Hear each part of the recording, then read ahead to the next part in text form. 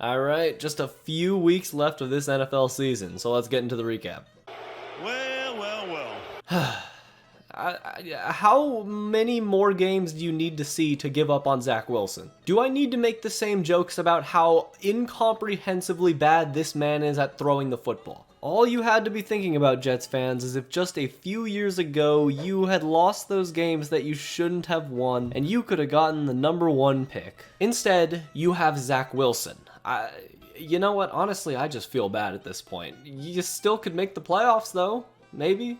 That's why he's the MVP! When I first saw this game on paper, I was 100% certain this would be the first game to finish out of the early slate. The Ravens just handled business, and they should be in line for a solid playoff spot. Just, the Bengals probably got that division now, though. Wait for Lamar's constipation to wear off, and you got a shot at a playoff run, I guess.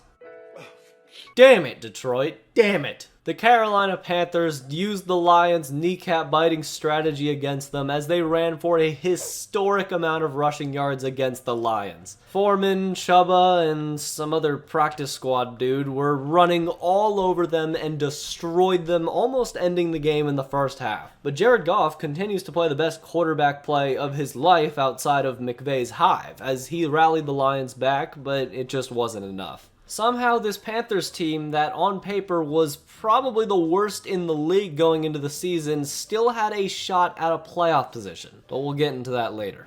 Hooray! Mahomes, again. I actually expected this game to be a shootout, and Geno Smith just looked absolutely stifled by this Chiefs defense. A defense that was getting absolutely thumped by Davis Mills last week looked like a rejuvenated unit just 1 week later. I'm not even going to make any predictions about this Chiefs team anymore. I have no idea. As long as you have Mahomes, you got a chance in the playoffs, I guess. As for Seattle, yeah, that might be the season right there. What a fun one. What a real fun game this was. Weather games are usually fun, but when the two quarterbacks barely break 200 passing yards and no completions are made outside of 20 yards, it's a rough product. Especially when it's two teams with almost zero playoff implications. I was struggling to stay awake during this game. But Alvin Kamara got his first touchdown since his explosion against the Raiders, and they pulled away and won the game, all but eliminating the Browns, as if there was hope in the first place. Almost the complete opposite of what the Patriots had to go through last week, as the Bengals pounced on the Patriots early. Get it? Pounced because they're cats. But the Patriots battled back, led by a ferocious defensive performance that was able to stifle Joe Burrow for one of the few times this season. But Mac Jones might not be it, and the Patriots offense was not able to get anything going, and the Bengals were able to outlast them in the end. Patriots sliding out of that playoff position as the Bengals continue to stake their claim in the AFC. Probably the most entertaining game of the week, and hey, that's what the Vikings just do now, I guess. Little concerning that the Vikings continue to play every single team, good or bad, close, or most games, but once again, they pulled it out in a cardiac fashion in the end. Justin Jefferson continues to be unguardable chasing that 2K, and Saquon Barkley and Daniel Jones did almost enough to win the game. But in the end, the Vikings drove down the field and got in range for a 60-yard field goal and made it. Very unlike you, Vikings. Wow. I mean, if you can do this in the playoffs, it doesn't matter. A win is a win. You know, the Bears are in a situation where losing is cool, but there's not that generational prospect waiting for you. You're fine on quarterback, you kind of just need help in everything else. Josh Allen wasn't perfect, but he ramped it up in the second half, and the Bills are definitely going to give some great teams problems in the playoffs. If they can get home field advantage throughout the playoffs, then they just might be my favorite to come out of the AFC. But we'll see though. Thanks for losing my fantasy playoffs, Diggs. That was cool. And the collapse of the Titans is complete. This is the absolute apex of their downfall. Even when Derrick Henry is playing well, even when you're controlling the pace of the game, you still can't beat the Texans. I don't know what the problem is. I feel like it's talent, but at the same time, it might not just be that. Maybe it's a lack of chemistry, or dare I say, coaching. Regardless, you've now slipped into the wild card with the Jaguars taking this division. God, the Jaguars, Tennessee. You're not even going to go anywhere in the playoffs. I mean, you can't even go 9-7 anymore with an extra game. So there better be coaching and personnel changes this offseason to shake this roster up for next year. Yep. And the Niners' rampage continues. Brock Purdy continues to just be good enough to get the offense flowing while the defense does the rest of the dirty work. It's the same thing every week. I mean, this defense is absolutely ridiculously loaded. And the crazy thing is, this is like their 5th worst defense of the decade. The Niners just continue to replicate this perfect formula, as if you can have a punishing defense and a bruising run game, then there is no limit to your team. And they're seeing if they can take this all the way.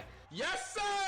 Without Jalen Hurts, people were really wondering how good of a fight Gardner Minshew could put up. And to his credit, what people forget is he is arguably the best backup quarterback in the league. The Cowboys gave it everything they had, and if it weren't for a few crucial turnovers, the Eagles almost beat the Cowboys without their MVP quarterback. Giving off some vibes of a certain Eagles team, but in the end, it wasn't enough to overcome the Cowboys and their phenomenal passing attack. Just a fun, high-scoring divisional game, and late in the season, that's all you can really ask for.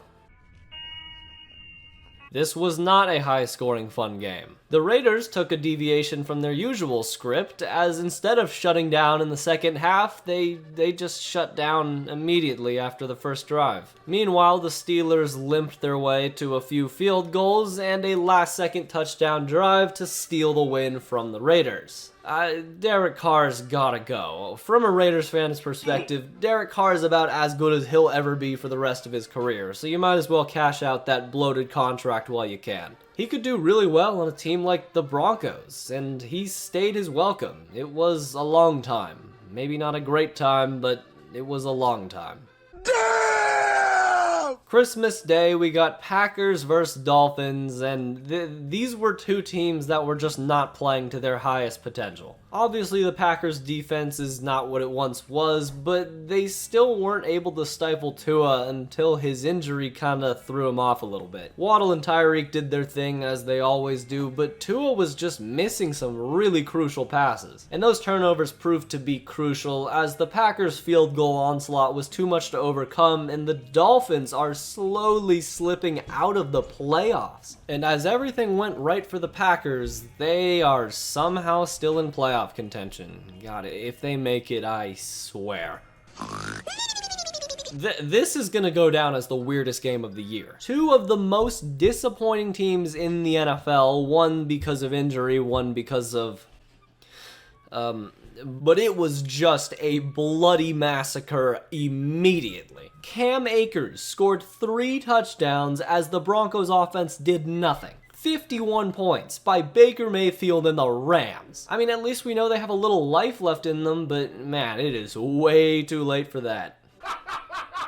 What a lovely Christmas night game this was, as we got to see Tom Brady and Trace McSorley have a field goal duel. Seriously, what the hell was this game? The Bucs' leading receiver was Leonard Fournette, and James Conner had 7 catches. And after all that hype was building up, seeing Tom Brady trot onto the field, he did nothing. And then got another chance, and then did nothing. And then got another chance, and finally limped down the field and got a game-winning field goal in overtime. If the Bucs win the Super Bowl, I'm going to lose my mind. Well, you made the playoffs, Chargers, but you kinda already knew that, and there's nothing else to say about this game. I was really excited to see some big Richard Nick, but he just didn't deliver, and the Colts continue to do nothing under Jeff Saturday. What a shocker. Anyways, if you enjoyed this video, then subscribe, because I got a lot of videos on the channel just like this one, and if you like this video, then watch this video right here on the hardest Super Bowl ever won. It's pretty good, trust me. Anyways... Until next time.